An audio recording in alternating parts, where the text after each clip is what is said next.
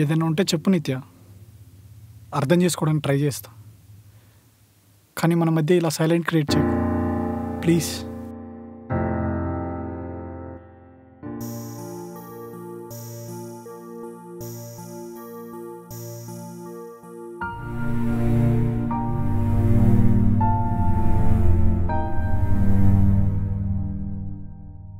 నీకు తెలుసు వంశీ, నాకు సూర్యకి మధ్య ఏముందో. కొన్ని కాలేజ్ స్టోరీస్ మనం ఎంత వద్దనుకున్నా మనల్ని వెంటాడుతూనే ఉంటాయి. సూర్య కూడా నా కాలేజ్ డేస్లో ఒక మర్చిపోలేని కథ. కథలు వినడానికే బాగుంటాయి, కానీ ఆ కథలో ఉన్న మనిషితో కలిసి నడవాలంటే మాత్రం రాసి పెట్టున్నారు. మనిషికి ఎన్ని కథలున్నా రాతలు మాత్రం ఆ దేవుడే రాస్తాడు.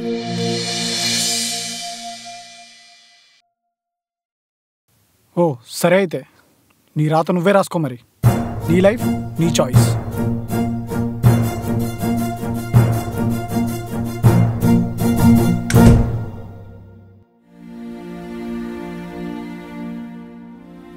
సూర్య, ఎందుకు నా కాల్స్ కట్ చేస్తున్నావు? ఎందుకు నన్ను అవాయిడ్ చేస్తున్నావు? ఏమైంది నీకు? ఈ మధ్య చాలా డిఫరెంట్ గా బిహేవ్ చేస్తున్నావు. హే, ఏంటి నీ గోలా? చెప్పాను కదా వర్క్ ప్రెషర్ అని. ఒక్కసారి చెప్తే అర్థం కాదా?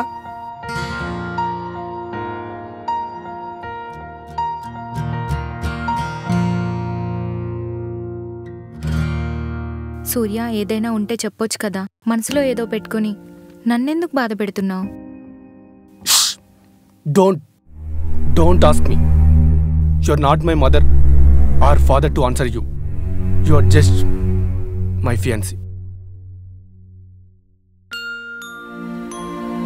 సూర్య, ఒకటి చెప్పు, అసలు నీకు నాతో పెళ్లి ఇష్టమేనా? ఏమని చెప్పాలి హంస? ఎప్పుడూ నా గుండెల్లో ఆగిపోయిన ప్రేమ మళ్ళీ నా లైఫ్లోకి వచ్చిందని చెప్పనా? చెప్పి నేను ఇంకా బాధ పెట్టనా? ఇప్పటికే నిన్ను ఎంతో బాధ పెట్టాను అవాయిడ్ చేసి. లేదు హంస, నేను ఇంకా బాధ పెట్టలేను.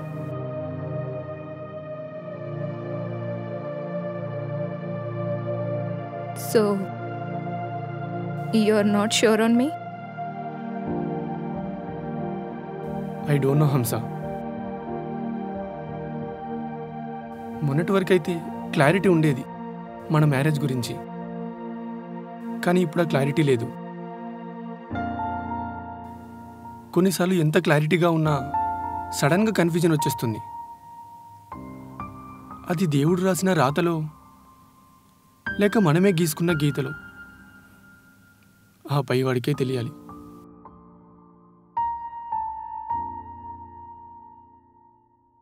ఏం మాట్లాడుతున్నావు సూర్య? ఇంకొన్ని రోజుల్లో మన పెళ్లి పెట్టుకుని. నాకు కొంచెం టైం కావాలి హంస.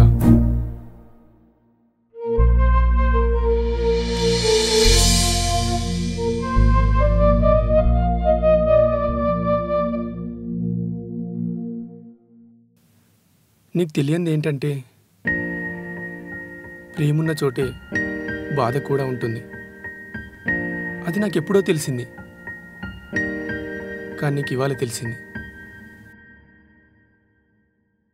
కాలమే మనకు దారి చూపిస్తుంది హంస.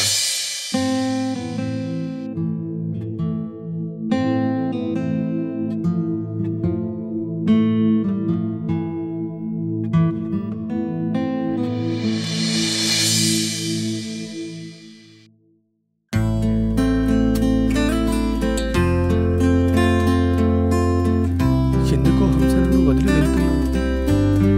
అంతగా ఏడుపు రావట్లేదు, కానీ ఆ రోజు నిత్య నన్ను వదిలి వెళ్ళినప్పుడు నాకు జీవితమే లేదనుకొని వెలుగు చూడలేనంత ఏడ్చాను.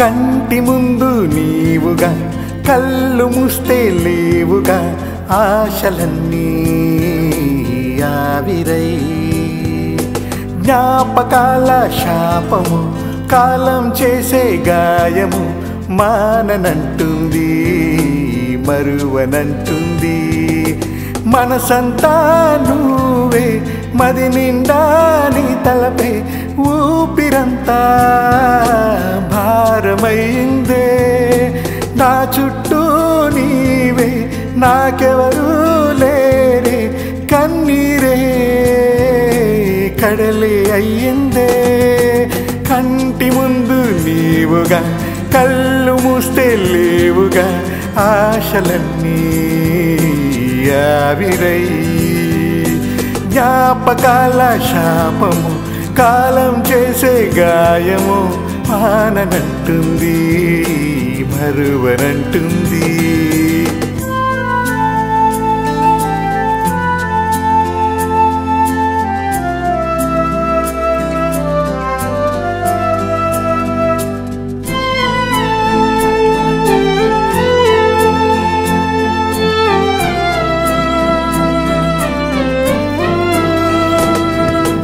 గుండెలోతుల్లో మంచు ముల్లల్లే కాలం చేసిన గాయంతోనే ఒంటరయ్యానే చీకటంచుల్లో వెలగని జ్యోతల్లే లోకం చాటున జీవంతోనే శిలగా మారినానే హృదయంలో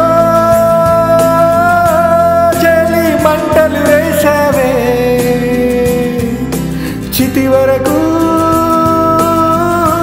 నన్నే దగ్గర చేశావే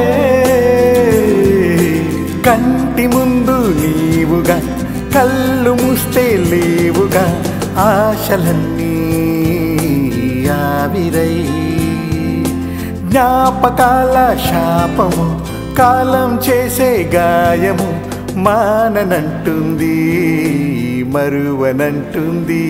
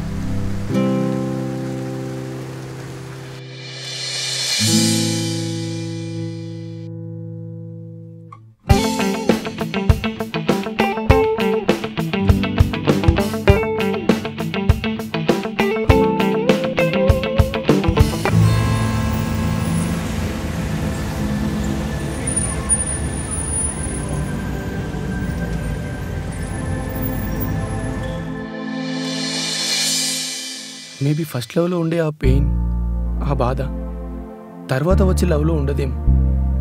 అందుకే హంస నన్ను వదిలి వెళ్తుంటే అంతగా ఏడుపు రావట్లేదు.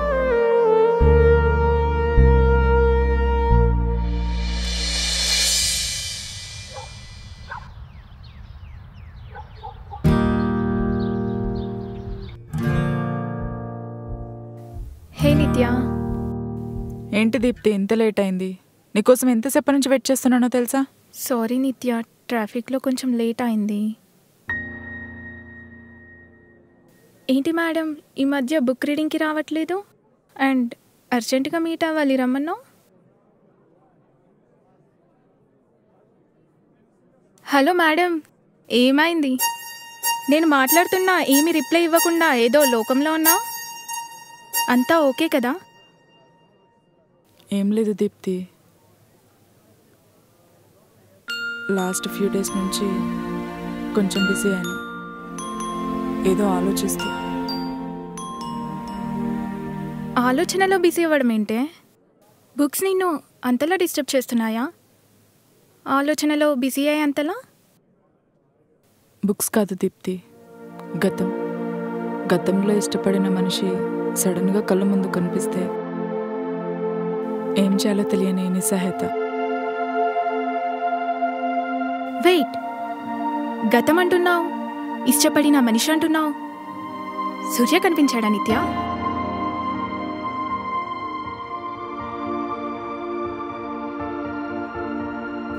ఎస్ దీప్తి, కనిపించాడు, మాట్లాడాము. అందుకే హ్యాపీ గిల్టీ అనే 2 ఎమోషన్స్ మధ్య ఆలోచిస్తూ బిజీ అయ్యాను.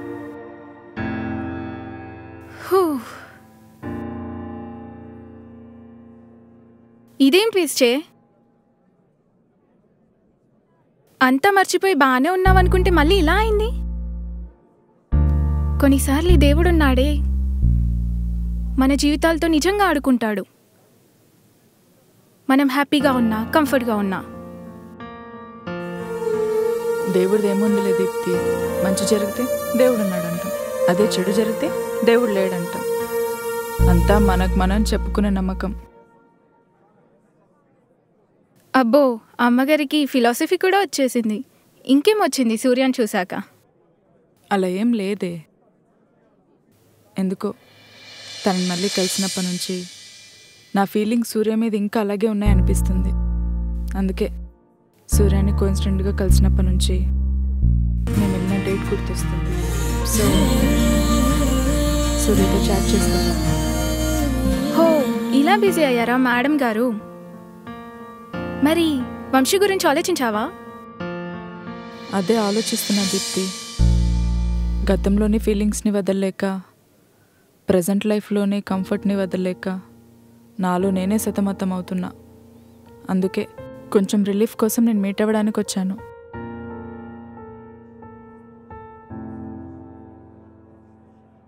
అర్థమైంది నీ బాధ. But don't forget, everything happens for a reason.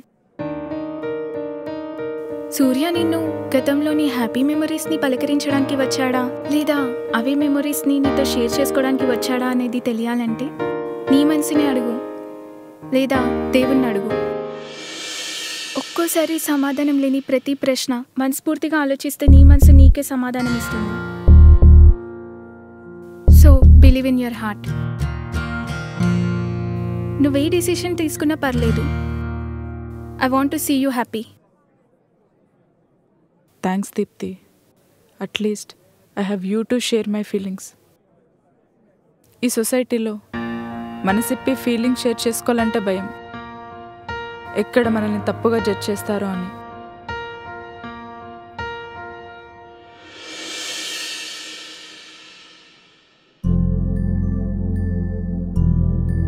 Don't worry, Nitya. I'm not here to judge you. Thank you, Deepu.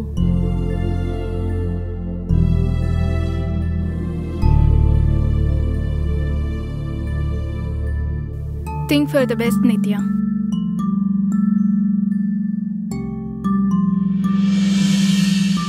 Thanks for coming, Deepti. I really mean it. You are the best. Hey, it's okay, Nitya. Bye, Deepti. Bye. See you later.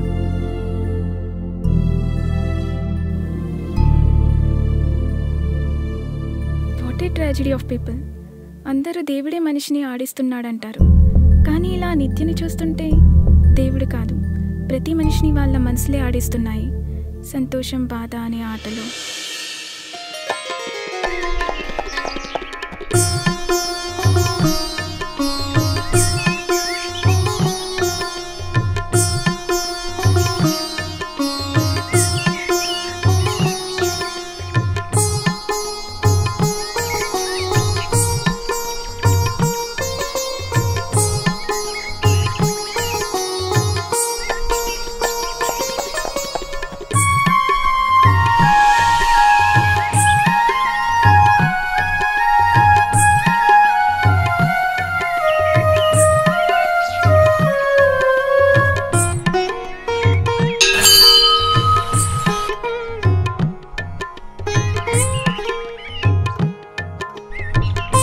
దేవుడా, గతంలో బాధించిన ప్రేమ మళ్ళీ నా లైఫ్లోకి ఎందుకు వచ్చింది?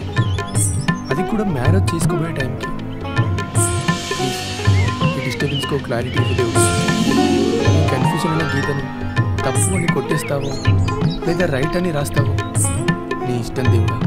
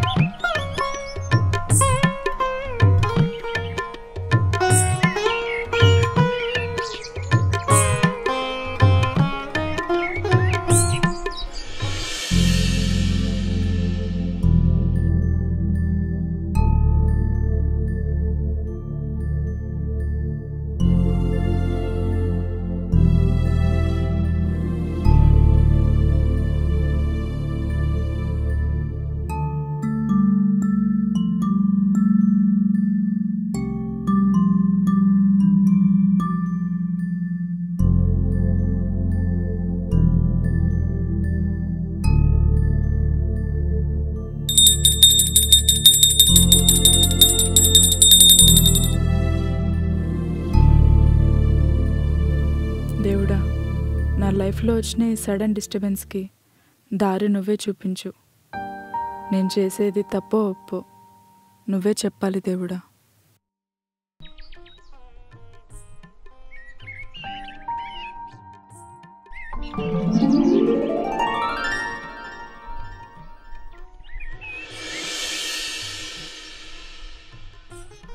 ఏం బాబు, ఒక్కడివే వచ్చావు?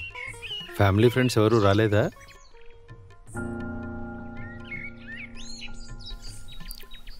సంతోషంగా ఉంటే చుట్టూ 10 మంది ఉంటారు. అప్పుడే ఆ సంతోషం ఇంకా పెరుగుతుంది. కానీ బాధల్లో ఉంటేనే ఒంటరితనం కోరుకుంటాం. నువ్వు ఒంటరిగా వచ్చావంటేనే ఏదో బాధలో వచ్చావని అర్థం. అది నీ మొహం చూస్తేనే తెలుస్తుంది. ఓ హలో, మైండ్ యువర్ బిజినెస్. నాకు ఏ బిజినెస్ లేకనే నీ బిజినెస్లో వేలు పెడుతున్నా.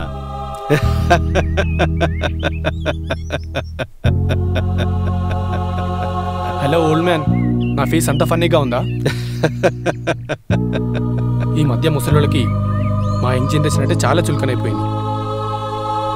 డిప్రెసివ్ జనరేషన్ అని. మీకేం తెలుసండి మా కష్టాలు? పుట్టగానే అమ్మ పాలిస్తుందో లేదో తెలియదు కానీ తీసుకెళ్ళి కార్పొరేట్ స్కూల్లో పడేస్తారు. అప్పుడు స్టార్ట్ అవుతుంది మా డిప్రెషన్. చదువు అని, జాబ్ అని, కెరీర్ అని, పెళ్ళని, ఇవన్నీ చాలావన్నట్లు మధ్యలో ప్రేమలు మళ్ళీ. మా బాధలు మీకేం తెలుసండి? బజార్లో హాయిగా కూర్చొని వచ్చపోయే పిల్లల్ని కామెంట్ చేయడం తప్ప. మాకెన్ని కష్టాలు వచ్చినా బాధలు వచ్చినా అంతగా ఏడవం. కానీ ఈ ప్రేమను చూసావా, దీనమ్మ ఆ దేవుని కూడా ఏడ్పించేస్తుంది. రాముడు సీత కోసం ఎంత ఏడ్చాడో పాపం.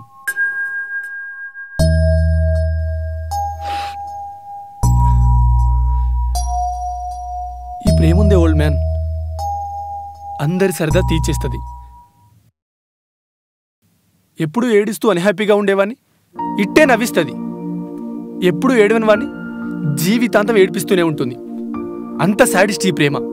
ఇదిగో ఇప్పుడిప్పుడే లైఫ్లో సెటిల్ అయ్యి పెళ్లి చేసుకుందాం అనుకుంటుంటే దీనమ్మ. ఎప్పుడో ఏడ్చిన ప్రేమ మళ్ళీ వచ్చింది నా లైఫ్లోకి. ఇప్పుడు కన్ఫ్యూజన్తో చస్తున్నా. అప్పుడు తప్పించిన ప్రేమని మళ్ళీ నా లైఫ్లోకి తీసుకోవాలా, లేక నన్ను నమ్ముకొని నా ప్రేమ కోసం వెయిట్ చేస్తున్న అమ్మాయిని పెళ్లి చేసుకోవాలా? తెలియక పీస్ కోసం టెంపుల్కి వస్తే మా అసలు ప్రాబ్లమ్సే కానట్లు వెకిల్ నవ్వులు నవ్వుతారు.